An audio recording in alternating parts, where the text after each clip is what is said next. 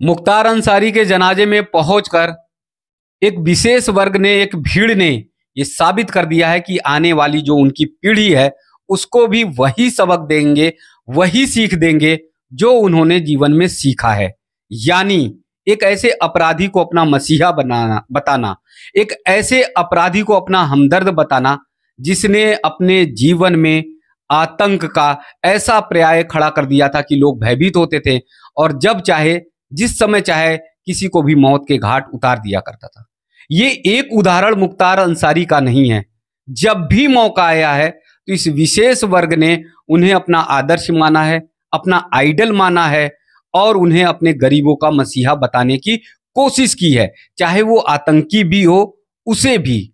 तमाम ऐसे उदाहरण भरे पड़े हैं, चाहे अतीक अहमद की बात हो या फिर मुंबई बम धमाके के सबसे बड़े साजिशकर्ता याकूब मेमन की बात हो। याकूब मेमन का भी जब जनाजा गया तो लाखों की संख्या में एक विशेष वर्ग के लोग पहुंचकर देश विरोधी नारे लगाते हैं, छाती पीटते हैं, आंखों में आंसू लाते हैं और अपने समाज को, अपने बच्चों को बताते हैं कि जीवन में अगर कभी भी खड़ा होना तो याकूब मेमन जैसे लोगों के साथ खड़ा होना। उन्होंने ये बताने की कोशिश की कि जीवन में कभी भी खड़ा होना, साथ देना, उसे हमदर्द बताना, तो बुरहान बानी जैसे लोगों को अपना आदर्श बताना, अपना हमदर्द बताना। उन्होंने ये मानसिकता गढ़ने का काम किया कि कभी भी आप डॉक्टर एपीजे अब्दुल कलाम को अपना हमदर्द, अपना शागिर्द और अपना गरीबों का मसीहा बताने की कोशिश नहीं करना।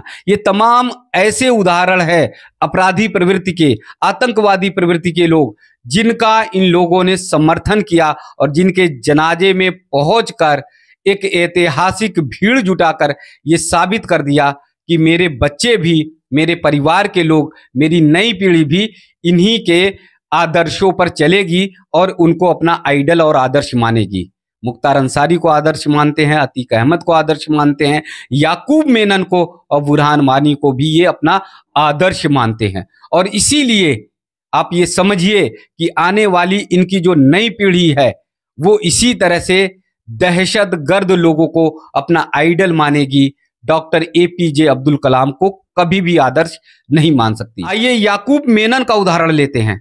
जब याकूब मेनन, जिसने पूरी मुंबई को दहला दिया, जिसने पूरी मुंबई को दहशत में डाल दिया था 1993 के जब बम धमाके हुए तो 250 से अधिक लोग मारे गए, पूरी मुंबई में अफरा तफरी थी, 700 से अधिक लोग घायल हुए थे उस हमले में, बम धमाके में, जो सिलसिलेवार मुंबई में बम धमाका हुआ था।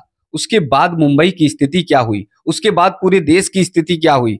जिस सपनों के शहर में लोग 50 साल से रह रहे थे, जिस सपनों के शहर में, मुंबई में, जिन्होंने अपनी मान ली थी कि यहीं हमारी जिंदगी व्यतीत होगी, यहीं पर हमारा पूरा जीवन व्यतीत होगा, ऐसे तमाम लोग 1993 के बम धमाके में लौट आए थे, यानी अपने गांव की ओर पलायन कर गए थे और उन्होंने मुंबई छोड़ दिया था। बात मैंने याकूब मेनन की इतनी विस्तार से इसलिए बताई क्योंकि उसके जनाजे में भी जब उसे फांसी की सजा दी गई थी तो लाखों की संख्या में लोग जुटे हुए थे, लोग छाती पीट रहे थे, देश विरोधी नारे लगा रहे थे, लोग याकूब मेनन को भी अपना मसीहा बता रहे थे, वो लोग याकूब मेनन को भी अपना हमदर्द बता रहे थे। आश्चर्य की बात देखिए, जो सैकड़ों लोगों को मौत के घाट उतार देता है, जिसके कारण सैकड़ों लोग मारे जाते हैं, जिसके कारण तमाम लोग घायल हो जाते हैं, जिसके कारण लोग मुंबई छोड़ने के लिए मजबूर हो जाते हैं, ऐसे लोगों को आइडल ये मानते हैं, ऐसे लोगों को ये आदर्श मानते हैं। अतीक अहमद, मुख्तार अंसारी जैसे आतंक को फैलाने वाले लोगों को ये अपना आदर्श, अपना मसीहा, अपना हमदर्द बताते हैं। अब आप समझ सकते हैं कि किस भारत का निर्माण हो रहा है। इनकी पीढ़ी, इनके बच्चे किसको आदर्श मानेंगे और किससे सीखेंगे? ये कभी नहीं सीखना चाहते हैं डॉक्टर एपीजे अब्दुल कलाम, जिसका जीवन आदर्श में पूर्ण था, जिसका जीवन सुचिता से भरा था, जिन्होंने जीवन जीने की कला सिखाई और जिन्होंने ये बता दिया कि गरीबी से उठकर कैसे ऊंचाई तक पहुंचा जा सकता है, जिन्होंने ये साबित कर दिया कि अगर आप भूखे पेट भी हो लेकिन संघर्ष करोगे, ईमानदारी से आगे बढ़ने की कोशिश करोगे, तो आपको एक दिन निश्चित सफलता मिलेगी। डॉक्टर एपीजे अब्दुल कलाम का जीवन यही तो था। घर में खाने तक की स्थिति नहीं थी, लेकिन मिसाइल मैन बने। घर में पढ़ाई लिखाई की पूरी व्यवस्था नहीं थी, भरपेट बहुत कम ही भोजन डॉक्टर एपीजे अब्दुल कलाम को मिल पाता था। लेकिन डॉक्टर एपीजे अब्दुल कलाम देश के सर्वोच्च पद पर पहुंचे, यानी देश के राष्ट्रपति बने। उनके जीवन से ये आदर्श या अनुकरण नहीं करते हैं, उनके जीवन से अच्छी बातें नहीं सीखने की कोशिश करते हैं, और ना ही डॉक्टर एपीजे अब्दुल कलाम को कहते हैं कि एपीजे अब्दुल कलाम उनके आइडल और आदर्श हैं। दुर्भाग्य देखिए, मुख्तार अंसारी के जनाजे में लाखों की भीड़ जुटती है, बेकाबू हो जाती है, इतने लोग पहुंचते हैं। उनका कहना है, उनके समाज का कहना है, एक मानसिकता के लोगों का कहना है कि इतनी भीड़ आती कि वहां संभालना भी मुश्किल हो जाता। उनका आरोप था कि जगह जगह बैरिकेटिंग लगाकर रोक दिया गया, नहीं तो वहां पर 10 लाख लोग जुट जाते। ये मुस्लिम समाज के लोगों का कहना, जो आदर्श मानते हैं मुख्तार अंसारी को। यही स्थिति याकूब मेनन की रही, यही स्थिति अतीक अहमद की रही। अतीक अहमद के भी जनाजे में बहुत सारे लोग पहुंचते हैं। उस समय स्थितियां ठीक नहीं थी, जगह जगह रोका गया, उन्हें कोई हमला ना हो, किसी तरह का हंगामा ना हो, नहीं तो वहां पर भी लाखों लोग पहुंचते हैं। यही स्थिति बुरहान वानी की थी। लेकिन दुर्भाग्य देखिए एक मानसिकता के लोगों का कि डॉक्टर एपीजे अब्दुल कलाम के जनाजे में 1000 लोग भी नहीं थे, बहुत कम लोग थे। और लोगों ने यह भी नहीं कहा कि देश का इतना बड़ा व्यक्ति चला गया, जिसने जीवन जीने की कला दिखाई, जिसने एक उम्मीद बनाया, और जिसने ये बताने की कोशिश की कि हाँ, मुसलमान होकर, गरीब होकर भी देश के सबसे ऊंचे पद तक पहुंचा जा सकता।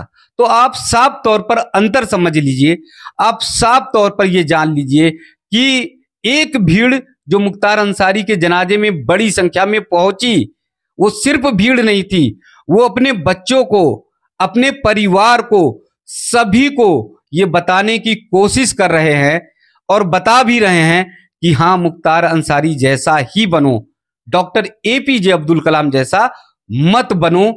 क्योंकि डॉक्टर एपीजे अब्दुल कलाम जैसा इसलिए नहीं बनो, इसका उदाहरण भी बताते हैं।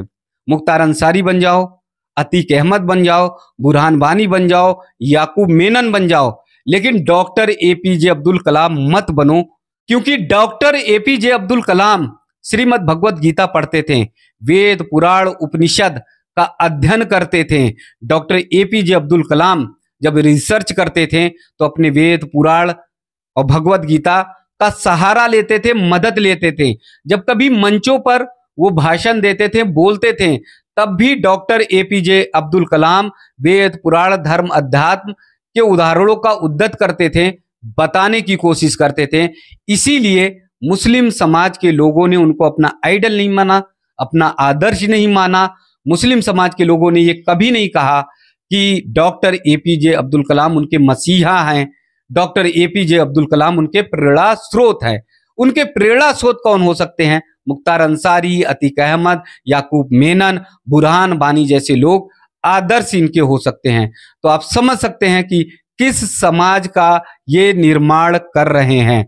ऐसे लोगों से सतर्क रहने की बहुत ज्यादा जरूरत है। तो आप पूरी तरह से समझ सकते हैं कि देश में किस विचारधारा को प्रतिष्ठापित किया जा रहा है, किस विचारधारा को पनपाने की कोशिश की जा रही है।